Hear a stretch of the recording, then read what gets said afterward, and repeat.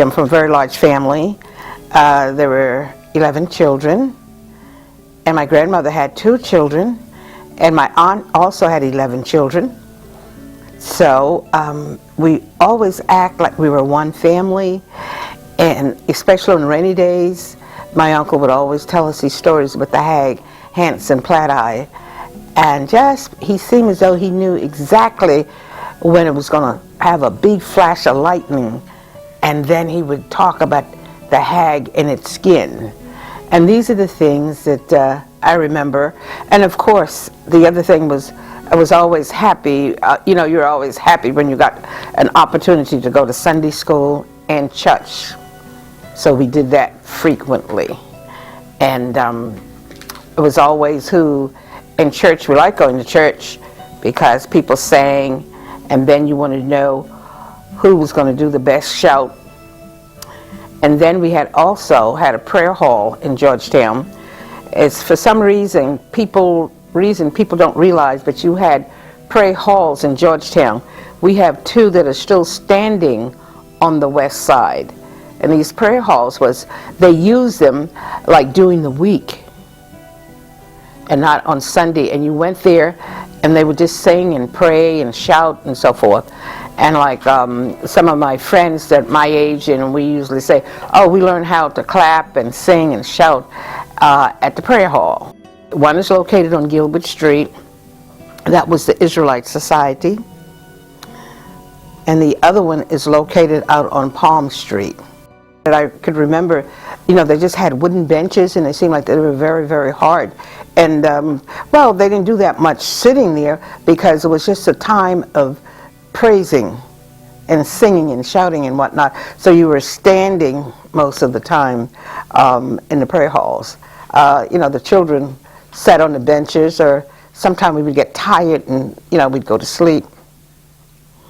And Sheila still has the bell that the Israelite Society used to let people know it's time, because if you could, at that time they would ring the bells, the church and the prayer hall, so you know it's time. You had at least 10 minutes to get there. They're going to be starting the meeting.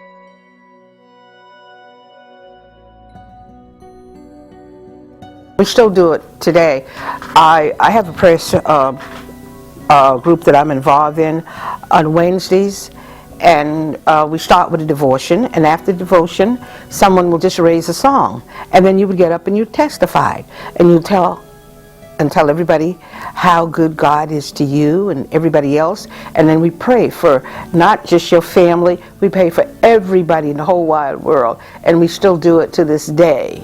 It isn't in the prayer hall, but you'll have these prayer meeting, and this is what we usually do in prayer meeting. And at St. John Church is at 12 o'clock on Wednesdays. Not at 12 o'clock, it's at about 10:35 to 11. So whenever sometime we come a little late, but it's might have started already, and that person would raise a song, and they would do their testimony, or they will go and pray. You could do either one. If you're doing a testimony, you just stand. But if you're going to pray in the Methodist church, what we do, we have an altar, so we go to the altar. But you always raise a song, okay? So you're waiting when that person finishes. It's just one of those things. Just continue.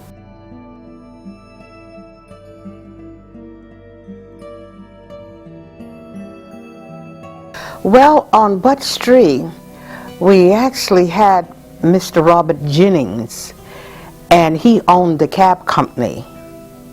So we always had cars on Butt Street. And we also, well, this was the 30s and the 40s, was Mr. Dan Reed. And Mr. Dan, he was in real estate, and then Mr. Dan had a horse and a wagon. So those type things. And probably I think I started remembering cars probably in the late 40s and the 50s.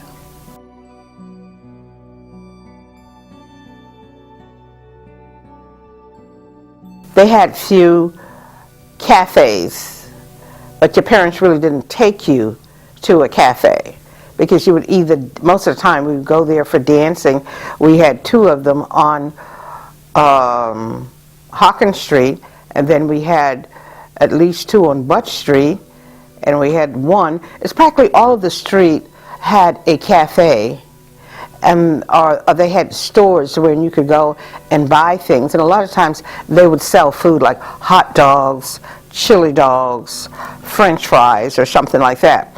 Now the restaurants were downtown, Georgetown, and at that time we couldn't go in the restaurant because blacks were prohibited. And I remember when we started, I left Georgetown in '56 to go to college, and that's when they were doing an awful lot of demonstrating and whatnot. And we came back to Georgetown on vacation, and we had a demonstration at Rose's 5 and 10. I did not demonstrate, but a lot of us who could not demonstrate, because at South Carolina State, if you were caught doing any of those things, you were expelled from school. So what we did, we worked, like I said, underground. We helped to organize it. When the kids came to, when I came to Georgetown, what I did, I had two shirts, sweatshirts that says, t-shirts at South Carolina State.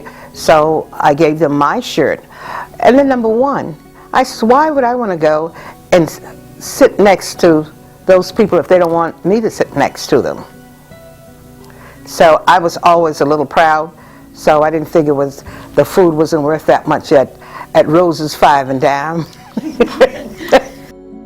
And then all of those other places that we couldn't eat. When I see people now talk about all of these places, Thomas and Cafe and the Lafayette and Whistle and Pig and all those places, we could not go. And if you went there, what you did, you had to go around the back to buy. And I refused to go to the back of the place to purchase anything. So I never really got to go to any so-called restaurant in Georgetown. And to this day, I have never been in Thomas' restaurant. Even when that Lafayette restaurant was there, I will not go into it. Saturday was a big day for us. All of us went to the movies.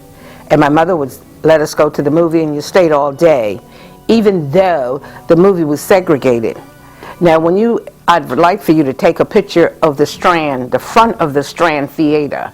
In the front of that Strand Theater, you have a door on the side, and that door went up where the African American had to sit. We had no restrooms up there at all, and it was very dark. There were two theaters, the Palace and the Strand Theater. When I came home and I went to a couple of plays, and they said, would you like the balcony? And I said, hell no. I said, I had enough of that balcony. But no lights. And you could imagine if you wanted to go to the bathroom, you had to come all the way and go outside and find a place around there. So, but the theater was just great because I think that all of us just thought about wanting to act. So you would go. But in the meantime, it was one family. We had two black theaters on the west side of Georgetown. One was located, the building is torn down now, the one was located on Emmanuel Street, and the other one was located at someone's home on Butch Street. It was a two-story family, and we would see, and this was really very inspirational to us because we saw black movies, and they weren't negative movies. So, but the thing about it, they didn't show the cowboys. That's why we went to the one for the Strand Theater, because they left you with a cliff You know, at the end, just before the end of it, someone was just about to go over the cliff or whatever, and then you'd have to go back next week, because then it would be continued next week. And we would stay there like half a day.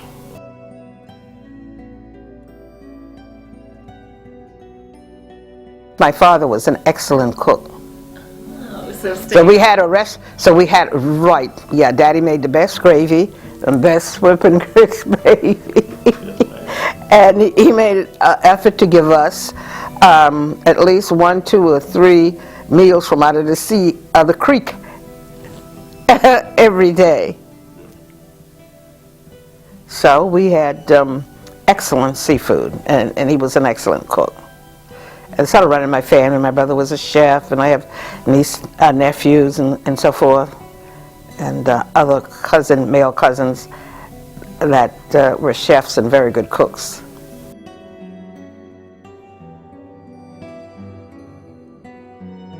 We had an excellent elementary school system where I went in 2nd grade. It's KHO, it's the Dream Keepers Museum. I went there in 2nd grade, and at one time we had a very long building, because a lot of times people, and especially the rural area, had a 1-room school, but not Georgetown. I went to a brick building. That building was either torn down or was burned down, I don't know, after the civil rights, so I don't know. The building isn't there anymore. But we had excellent teachers, and I didn't realize how the teachers, how good they were, and the school, until I went to teach in the Boston school system. And I could compare what the children were learning there and what I had learned in South Carolina, so-called inferior school. But the teachers were excellent teachers. It's the same thing when I went to college. Sometimes you might not have some certain material to work with, but they gave you the theory, and you could just apply it wherever you go. So we had some of the best teachers at Howard School, and I went there from 1st grade to 12th grade. At that time, we had to rent our books, and your parents had to buy your papers and whatnot. So therefore, as soon as I got to be 12 years old, even before then, I sold the Afro-American and the Pittsburgh Courier. We were always trying to do something so that we'll get some money, spending money for activities at school, or in the summertime to really do something so we'll have enough money to get our books, because my parents could not buy all of those books the first or the second week of school. And I'm fortunate enough to bring them. As a matter of fact, probably you could take a picture of them. I have my books, my 4 readers, and I would like for you to see them before I leave here today, and you'll see why that I've always been conscious about and proud of my race, because I had these readers. They were black readers. She's the first Jean teacher. She taught other teachers. She was like a liaison between the teachers, the community, and the school. Now these books are very rare. This is the 3rd grade reader. It's on Booker Washington. This is the Booker Washington School. And what I like about this one, I always remember, this one is from the Beck Elementary School. You probably got some old ones around here. This one is my 4th grade readers. You see all of those characters on there. When I was in 4th grade, I knew, but that's Crispus Attucks with the rock.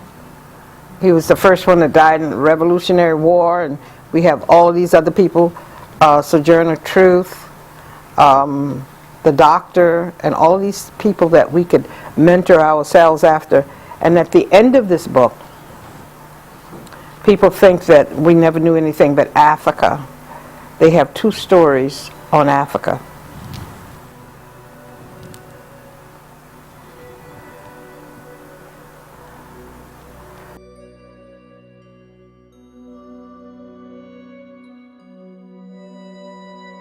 At a very early age, I knew I was going to go to college. When I was in 8th grade, Mrs. O came from South Carolina State College, where I attended, and I told her that I wanted to go to college, and I don't know whether my parents could afford it, but I would like to apply for a scholarship. So every year she would come, and we would talk, and sure enough, my senior year, she gave me the application, and I applied, and I got a small scholarship to go to South Carolina State, and that's where I graduated. That's where I met my husband. We've been married 54 years, and also got an excellent education there. And this was a predominantly black school. We are still, we have turned out some of the best people in the country. Clyburn was a class underneath me, and we listened to Gene Robinson on NB, yes. And he is from South Carolina State, and I could go on and on and on. And then I spent our summer at South Carolina State, and Thomas Robinson used to bring us home, and little did I know, I'm just going to throw this in right now, that that's Michelle Obama's uncle. And he ended up with a principal, being a principal of one of the schools in the county. So we have put out some excellent. Then when I was a little girl, then before I got to high school, would you believe that I played with Chubby Checker? He lived on Butt Street. If you'd come to my museum, I have a picture, and Chubby said, "To Bunny and the Butt Street Gang." And his name was Ernest Evans, and he was just great. He was always an entertainer. He came from Spring Gully, like we said, a country boy, and he would have on these bro gang shoes, and he'd have us singing and dancing. And my mother said, "Henry," his name is Henry, Ernest. He said, "Ernest, have you all out there all sweaty and dusty and whatnot?" But he was always an entertainer. Then I remember at Easter, you know, in the black churches, we have an Easter, we do recitation. That means that you will say an Easter speech, and you study for it, and you have to say it without reading it. And sometimes you could go on for 15 minutes, but it takes you like you have to learn it. Like we said, learn it by heart. And he made his up. He was always a rapper, and it went like this. I had a little dog, and his name was Rock. I sent him to the store at a pack of snuff. Rock fell down and spilled that stuff, and he did this. He said, "Go on, Rock, I'm done with you." And he looked there like the dog was actually there. So another form of entertaining when I was coming up. Because it was unusual, though, we'll say really something pertaining to God, crucifixion.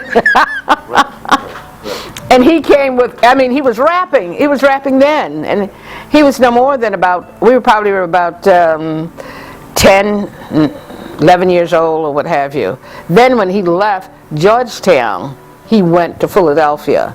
And someone told me one day, said, "You know who Chubby Checker is?" And I said, "No." And they said, "Ernest." And I thought, that is Ernest. After I came back home, and every time he would come over there and do Andrew's Good Time Day, and we'd go over and see him and speak to his mother and whatnot. So we have some famous people that came off of Butt Street. And the other thing that when I was a little girl, we would listen to Grandma Williams. Grandma Williams is the only enslaved African that I've ever met. When she died, she was about 105. She was off of Keithfield Plantation, so that's out there near the Plantersville area. And we would just sit around and listen to some of the stories that Grandma told us. And they will stay with us forever. She was not my, but all of us called her Grandma Williams. And I'll never forget the one that she said about the 13 bean soup, of the 23 bean soup, because she was a cook.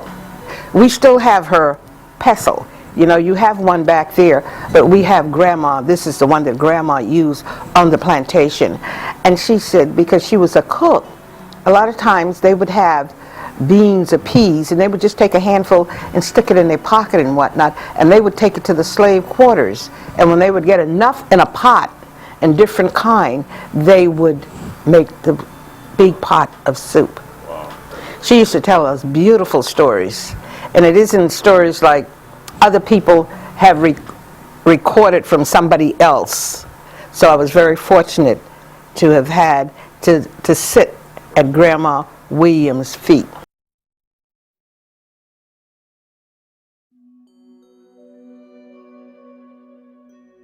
A lot of times she would tell us about how some of the guys would be whipped. And I'll tell you this one. I hope it isn't. And she said, if you know that you're going to be whipped, you know, African Americans know all kinds of herbs that you could use to do certain things. She said they would have them strung up with their hands like that. But the night before, they would take this herb because it's a laxative. So, because when he hit you the second time, if you were hanging up there, you could imagine what happened. And we would, you know, the way she told it, and we would be laughing, you know, because so that's one of them that she told.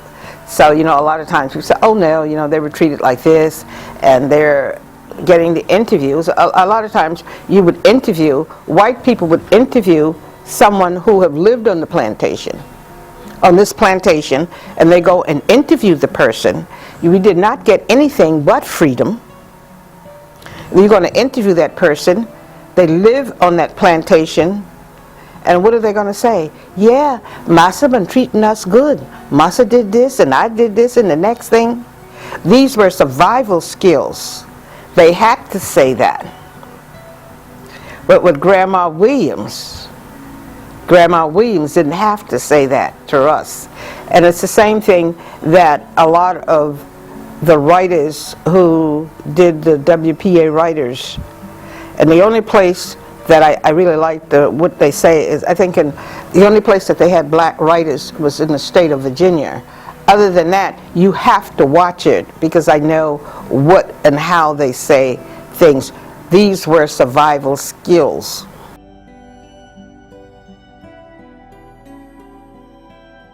I got the real story. The real story. It's another one that they would talk about. And I had a habit of, because at that time it was a culture, and if you look at an African village, there's never any grass, you know. And in my day, no one had any grass in their yards. So you would sweep the yards, grass was clear. And I would always listen to what adults would be talking about. They didn't know, but I would act like I'm doing some mathematics or spelling words and whatnot, and I would listen because I always like to hear stories. So I learned, and I began to put some of those stories, remember them as I get older. They begin to come back to me, and these are some of the things that we did.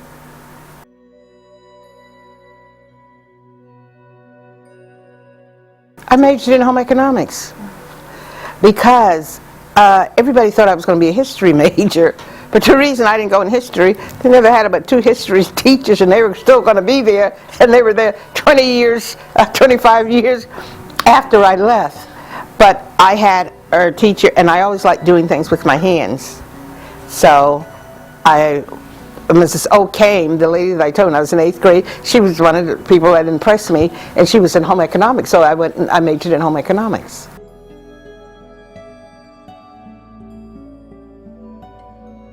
Then, when I got married, then I went to Boston. My husband is from Boston.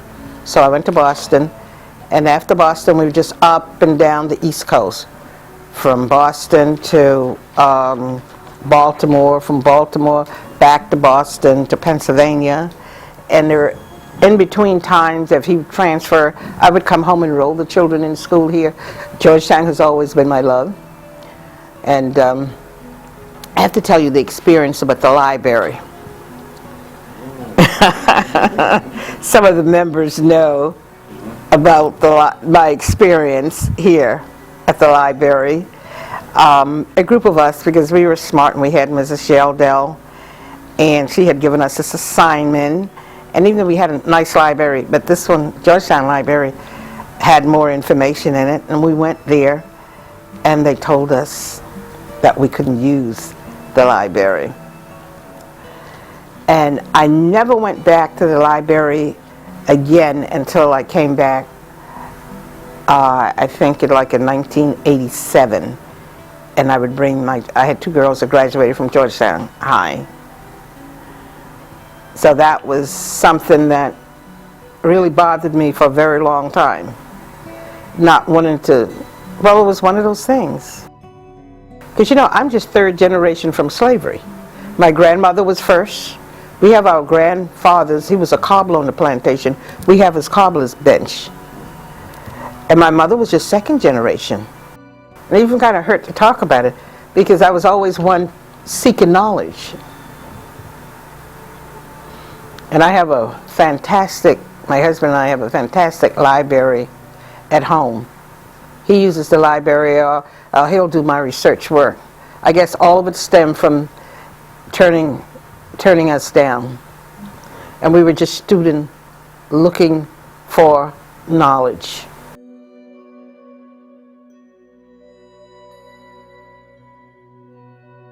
When I went to New York in 1954, and I lived in Harlem with my sisters, and people thinking that it was heaven, but it wasn't, because blacks didn't own anything. They didn't own that much. And here in Georgetown, at that time, we had Peanut Elliott. He was a little millionaire. We had tailors, cobblers. We had people with small business on the street that, on Hawkins Street. You had one of the most thriving grocery store that actually delivered grocery. We had all of these things on the west side of Georgetown. Then was a cultural shock to me when I went up north, because in Georgetown is more segregated now than it was before, and especially the West End. And you need to do a story on it, because on the West End you had poor whites and poor blacks. You had what we call Croatan Indians. They are Croatan Indians from Lumberton, the Syrian and the Lebanese. All of those people lived on the west side of Georgetown. On this side of historical Georgetown, it was blacks and wealthy white people. A lot of poor white people did not live on this historical district, and they still don't to this day. So there was a cultural shock. When I went to Boston, we had all these school teachers. I was the 11th black school teacher in the system, in the whole city of Boston. But yet the blacks who were there, thinking that because they could go to white school, but you had in-house segregation.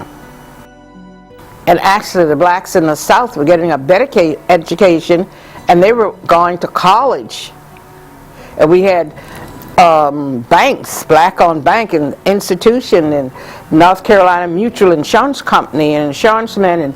And when my children went to Baltimore from Boston, we live outside of Boston, that was the first time they had seen, they were all excited because it was black men were delivering mail.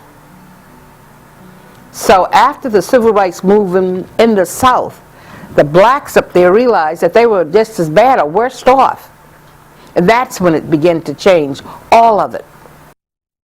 In Boston, they had Catholic, we pronounce it in the Gullah language, a Catholic community in the Catholic Church, Hungarian Catholic Church, Italian Catholic Church, and everybody lived in their own little neighborhood.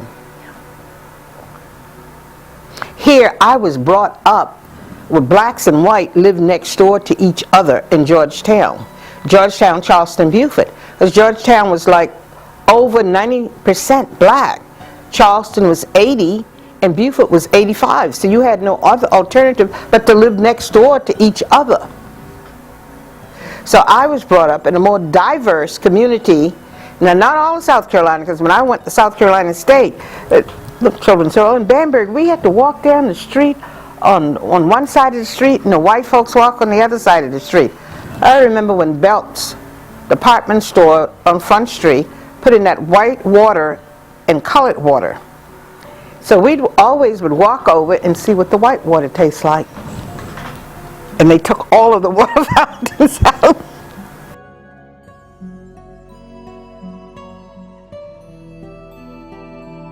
Well, I was always in and out of Georgetown. I came back 14 years ago, and I had two daughters that graduated from Georgetown High. we came back to my father's funeral in '87, and they were so happy to see their cousins, and I guess being around black folks, and as we'd always live in a predominantly white area because the nature of my husband's job. And so I said, yeah, you all could graduate, finish school. So they finished at Georgetown High, and to this day they never went back to live up north. So that's they liked it, and they just liked the way Southern people live, you know, the sweet tea, and the people we lived in. The last place we live in Bethlehem, Pennsylvania, in that area, Lehigh Valley, and people are very curt. You know, here they said thank you, good morning. I always taught my children to say good morning, good afternoon, yes ma'am, and everybody would say, a lot of times when people go up north, they say, oh, that's a Southern thing, but I didn't think so. I think it's just a having respect to say yes ma'am and no ma'am. I didn't think anything was wrong with it. So they just, when they came down here, they fit in well because they started speaking Gullah because they know they couldn't. So my husband says, why are they not speaking standard English? I says, well, they just switched over because the children said when they came, the cousins told them that they sound white and they dance white. So they were,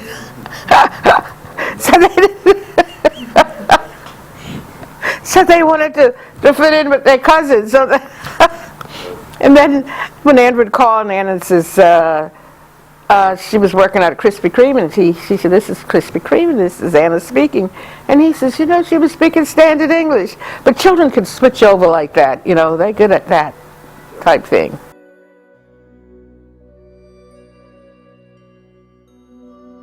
I taught until, because the nature of my husband's job, he became an attorney for Bethlehem Steel, and they would fly around to go to different mills.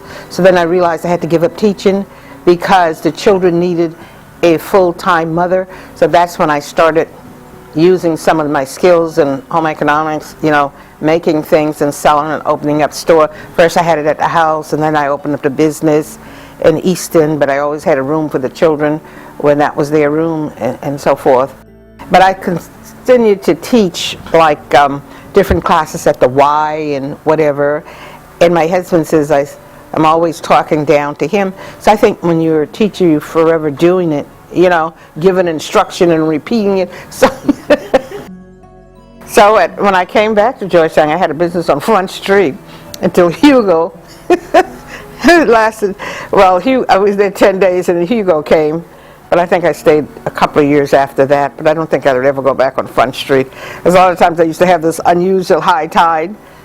And at that time, they had not done anything with the sewage system, and a lot of times you'd have backup, you know.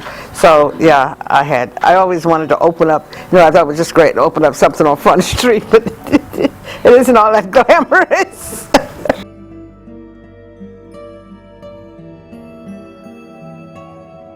At the time I sold lace and other African artifacts. But I always did things pretending to the Gullah culture, because I'd always do shows in Beaufort and other areas. So when I decided to not retire, when my husband retired, we stayed in Pennsylvania 2 years, and then I said it's time for me to go home. A lot of people wanted me to come to open up my business in Beaufort County, and some had suggested Charleston, and I said, why should I go there? Georgetown is the epicenter of the Gullah culture. So I came home.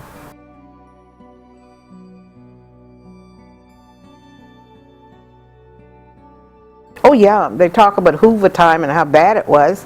But I remember in 1945, we had the World War, and we had these, and I still have some, they'd give us stamps, and my parents got an awful lot because we had a lot of children, and your parents probably got an awful lot of those stamps too. And that's how we would buy our food, because they had rationed the food. I think the stamps name were ration stamps or something like that, and then you would take it to the store. You had to use those stamps in order to get food. Now we had cousins who didn't have any children, and they would let them have a couple of the books so that they would be able to buy certain foods. Because even though, you know, most Gullah people eat rice every day, and if you want to, we could eat rice in the morning. But during World War II, I don't know how, I guess it was even worse during the Depression, because during World War II, a lot of times we couldn't eat rice. We'd have to, they would grow potatoes and we would eat mashed potatoes with tomato sauce, ketchup on it, But they talk about how hard it was. And so that I do remember, the hard time that we had in World War II. I remember when the war ended. I also remember that they would have what they call blackouts. And when you're a children, you think about things differently. And I really think that I thought that everything would just turn black during the day. But that wasn't it. What happened when you had a blackout, you couldn't light anything in the house, everything had to be black, because they'd have these airplanes or whatever flying around. And it was very scary. That was scary to me. Yeah, the whole house was just black. You couldn't see out of it. Everything was just black.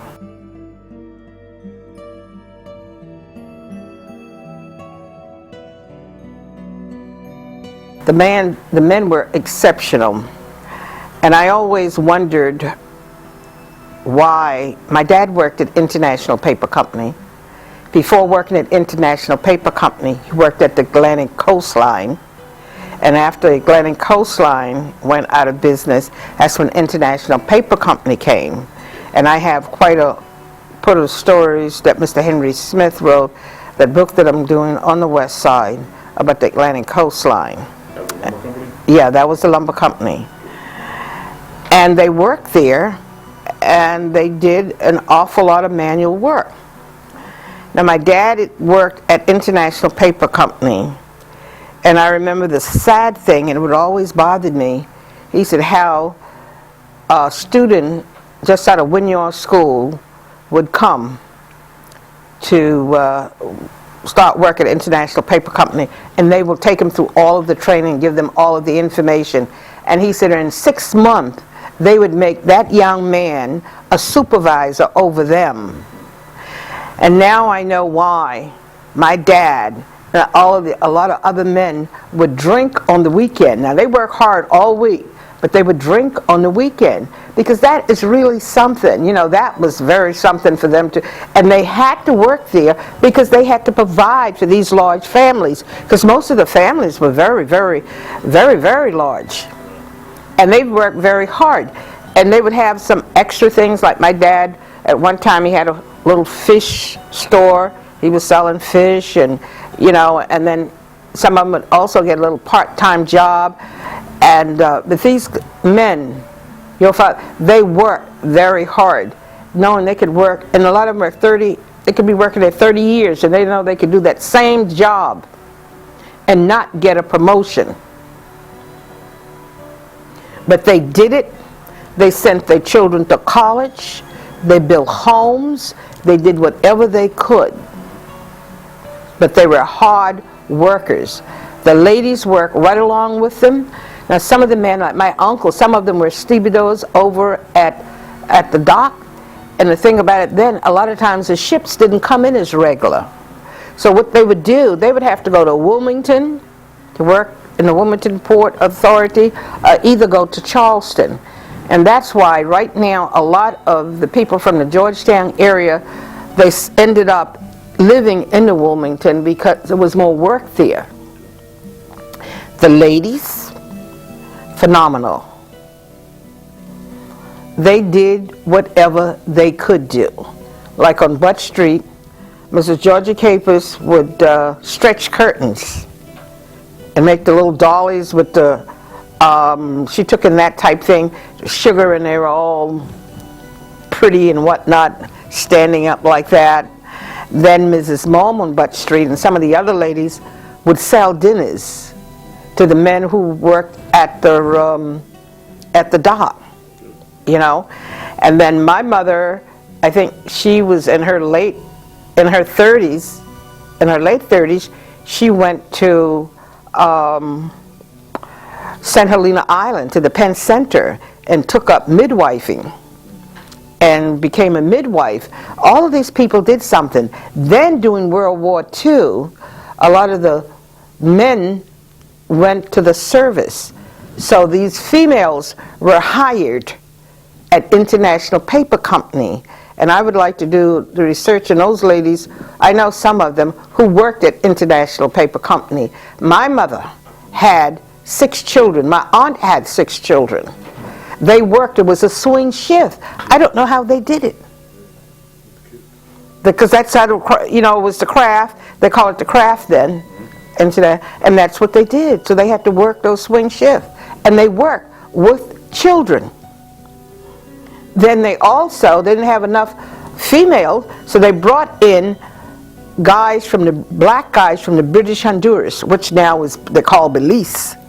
But they brought them into Georgetown to work. Then what the men did, they had a way of recreation. A lot of them played baseball. Baseball was just great, I think if we lived in big cities, everybody would want to be Joe Louis. But everybody wanted to be Jackie Robinson and Roy Campanella. So they played baseball. So International Paper Company provided a baseball field. And I didn't realize that I had seen some of the guys who played on the Negro baseball team would come to Georgetown because they came straight down the East Coast. They left Wilmington. When they left Wilmington, they came to Georgetown. They played the guys. They were practicing with them, I guess. And they pick up the best players, and then they would play Charleston, because a lot of times the Negro baseball team would end up in Cuba. And then at the end of the season, the guys would come back home. But these people, these men and women, did whatever they could do. Then in the summertime, my grandmother and my aunt and other people, they would take people in either Lois or Table City, North Carolina, so we could work in green tobacco. We always worked as a family unit. These people were extremely, I don't know how they did it, with all of the children, and they worked, male and female. When I get upset when they talk about women begin in the workplace. African American women we came here, and you have old newspaper, you get some of those old newspaper, and they advertise for Negro slave and Negro winches. So we had to dig that canal out there in the Santee Canal, all the water coming. So we have always worked side by side. And we continued. We did it, and we continued after we got out of slavery, because you didn't have anything. The only thing we got is freedom. And some of us were fortunate that you didn't have to stay on the plantation and sharecrop, and that was even worse than slavery. So these people really worked, and these men were men. The females were phenomenal.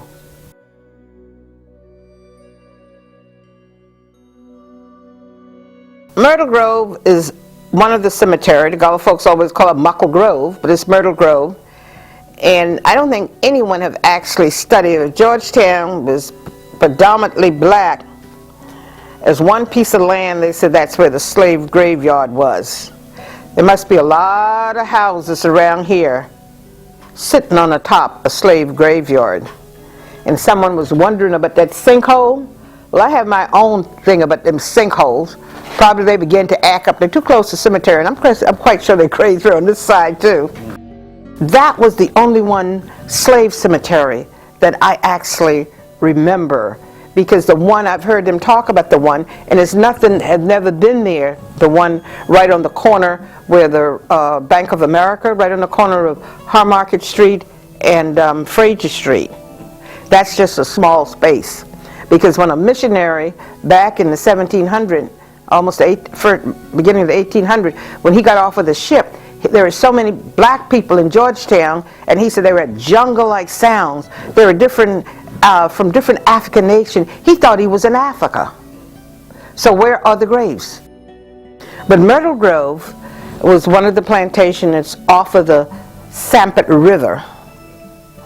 And I remember exactly, because sometime we would go out there, because the craft had a dump, and we'd go out to get wood, and actually we would actually put wood on the top of our head, and the only thing, if you're not used to doing it, it seemed as though my neck was going down in your body. And then you put it on and you take it off, but it was the quicker way of taking it. You couldn't take it in your arm. And we'd go out there and get the small pieces for the stove. But then the craft dump was here, and it seemed like it was in between. The city dump at that time wasn't where it was. It was out there next to International Paper Company dump. And it was, it seemed as though it was like a, it wasn't like a creek. It was like some water, probably we could call it a creek, between the two dumps. And then on the other side, and that graveyard was on the other side, either between those two or on the other side. It's been a long time, because a lot of times, you know, people get so, they want to visit our graveyards all the time. And see, black folks didn't believe in going to the graveyards, because this is why we let it grow up, because we let the spirit rest, number one. Number two, if I had pointed where St. Stephen graveyard was, I had to bite my finger, that's the index finger, bite my finger, and then step on it. Because the old folks said, if you don't, it'll rot off. And I think that was just out of respect for the dead. So you don't, and walk over a grave? No.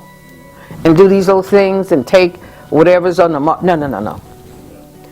To grave, and especially I'm very touchy about the slave cemeteries and people going in there, because I figure that all of the work that they did and all of the hard time that they had, that they should rest in peace. When I went out to Friendfield Plantation, I had to tell the overseer, because we were taking some people from the National Park Service and tourists, that I didn't want anybody, you know, walking over the graveyard. And he was wondering why I was so close to water. But the Gullah people believed that the water brought us here. And if you have the cemetery near the water, the spirit, will take us back to Africa.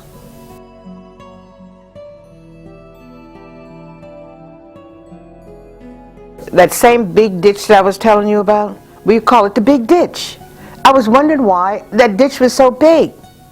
It was a canal. Because that water came in, because when the water go out from the holding cell, you know, at the reservoir, it went out and it flowed right into the Sanpete River.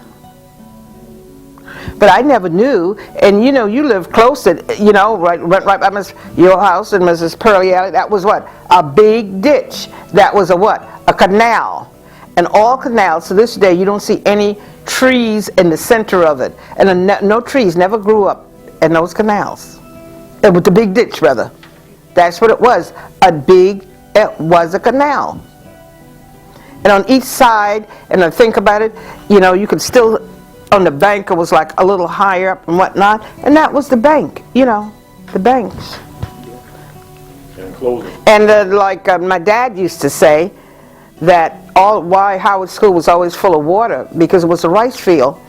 But he never really explained it to us, and a lot of our ancestors didn't. It was such a hard work in those rice fields, they never want to talk about it. Because my husband came, he thought it was Mr. Rice that owned that property where the Howard School is. But all of that, it was nothing but rice fields.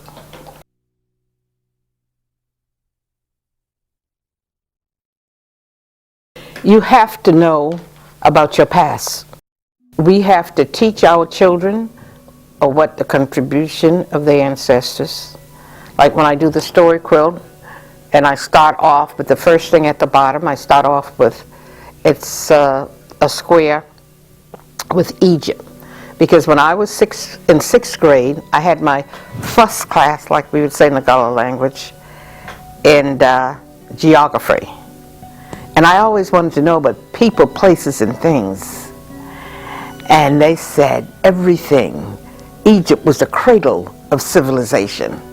Everything started in Egypt. Your science, your mathematics, your physics, all of your culture.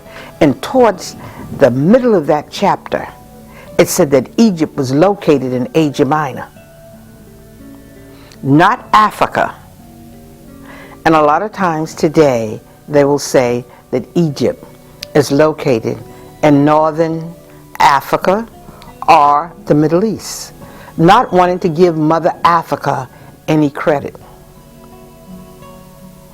Then the second one, it has, and I believe in that same square, I said, because we're talking about the Gullah culture, that they said Gullah was a mystery, and I said it is. I said Gullah is a language, it's a culture, and I also consider it a spirit. And I always says, and the pyramids and the Gullah people are out of Africa. When I move up to that second frame, I said the second frame represents where my ancestors and your ancestors, because in Hollywood, they have us all the time running around out in the jungle with no clothing on. And to this day, if they're doing a documentary on Africa, they would go to the most remote part of Africa to do that not a modern city. It's still making Africa like it's a bunch, like they said, salvage. They said Africa's a dark continent, it's a bunch of barbaric and salvage people came out of Africa. And I always remind my group, I says, you know one thing? And I says, a lot of times when I was small, probably I was ashamed, because who want to be from a place like that? And as I began to study my history from elementary school, and I realized that there are two countries that they talk about. And I said, I don't care whether you are Catholic, like we pronounce it, whether you're Jewish, whether you're Muslim, or whether you're Christian. All of us are familiar with that Old Testament. And in that Old Testament, together, over 700 times, they mention two countries, Egypt and Ethiopia. And they are located in Africa. They do not mention any Rome, Greece, or those places until the New Testament. And then certain days, if they get a little frigidity, and then some of them are shaking their head because they know their little Bible and they know their little history. And I says, you know, when they said that angel came and told Mary and Joseph, where did they tell them? They said, take baby Jesus and go to where? Egypt. And then when I get into the third one, there are three people there.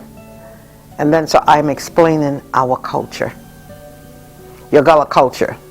They made us ashamed of the first language that my ancestors put together and made it possible for me, you, Tony, and all of the others to survive. And I have three people, and it's a net coming down. And I said that net caused two things. It caused the separation of the breaking up of the African family when they were captured. And it also started us to speak in Gullah, because you got all kinds of books right here in this library. The first book is black bordered, and I want you to check it out. Ambrose Gonzalez. Everybody go to his book. He was the first one that wrote a book about Gullah. All of these people were folklorists. Mrs. Peterson, all of them are folklorists. They wrote stories. They did not study the culture of the people. They made us ashamed. When I went to South Carolina State, all of the children from Georgetown, Charleston, and Beaufort stuck together because we spoke Gullah. We knew each other from participating in different school and athletic activities and whatnot. So when we got there, we knew each other. The people from the rest of the state looked down on us because we spoke Gullah. Now we're bilingual. We will speak regular standard English in a standard situation. But when we got together, think you don't know.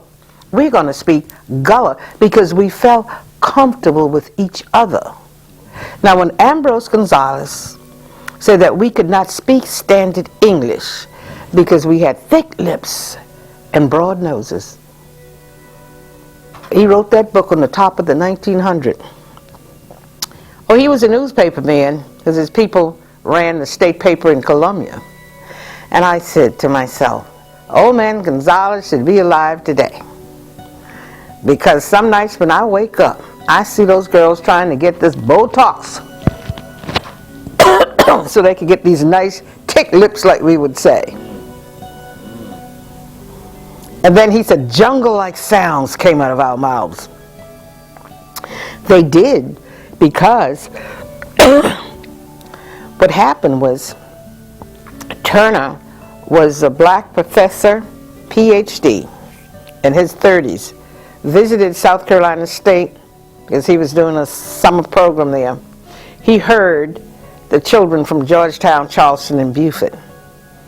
He was in language and history. He knew that it was not bad English, it was not broken English, that it was a language. He followed them home, boy home and Jones Island. And then after he left there, he went to a seminar, and they were doing a seminar on the Gullah culture, on the dialects throughout America. Since he was black, he wrote a book and did his research work on Africanism in the Gullah dialect. He started his study in Georgetown. When I came back here, and some of the educated blacks wanted to tar, feather me, and run me out of Georgetown. Says bad English or broken English. Had not known that this man wrote this book, declared back in the 40s that Gullah was a language. He started his study right here in Georgetown County. I'm continuing to do his study. I need some people to help me. We're doing it, finding out the people who did the descendants of the Gullah people who he interviewed. So we will be looking for that. With that, it takes time and money, which the museum doesn't have, but Andrew and myself. So we continue, this is from Smithsonian, we continue to work on it, and this is something that happened 70 years ago. And after he left Georgetown, he went straight down to Florida. The other thing is, the other myth is that Gullah people live on an island. Less than 10% of Gullah people ever lived on the island. But all of this is from all of those people who were just writing about us, and it's even like Gullah folks have gotten wassa now. They really do write and put things on the internet that doesn't have anything to do. Incorrect information. Turner, when he left Florida, he went to London to the School of Oriental and African Study, because you didn't have any schools with African studies over here to learn the West African languages. After he left London, he went to Africa. And when he came back, he had over 4,000 words that we were still using. He said that Gullah people were using an African grammar, word order, and syntax. When the Africans were captured, Turner said, they would be between 16 and 75 different tribes and nation of people. They couldn't understand each other. These people were highly intelligent. They put words, they said, we got to put some words together so that we'll be able to communicate with each other. Sometimes they were coming through the interior of Africa, pulling somebody half dead or dead, or could you give me a glass of water? Just help me out. They started putting words together. It never started here. All of those old historians, they said, oh, it started because they didn't want the planners to understand what they were talking about. The overseer was teaching them baby talk. How could the overseer teach them baby talk, but that many different ethnic group, different tribes on the plantation when he was at the end of that, that economic and educational ladder himself? And then some would say, they this and they that, and how it started. It started on the continent of Africa, and we were like any other ethnic group who have ever come here. And this is an English-speaking country. They're going to speak in their own language, and they begin to add English words to their vocabulary. One of the other Africanism that we still carry with us. We need to study all the Africanism that we have. I do have several. My mother was a midwife. There are things that they would do for birth control that they talk about, and it was just a method of birth control. We have brought it, and it is still with us. And Gullah is the only thing that they left us. We could not own any land or anything, and they left us this great gift that people made us ashamed of. and it's called Gullah Geechee.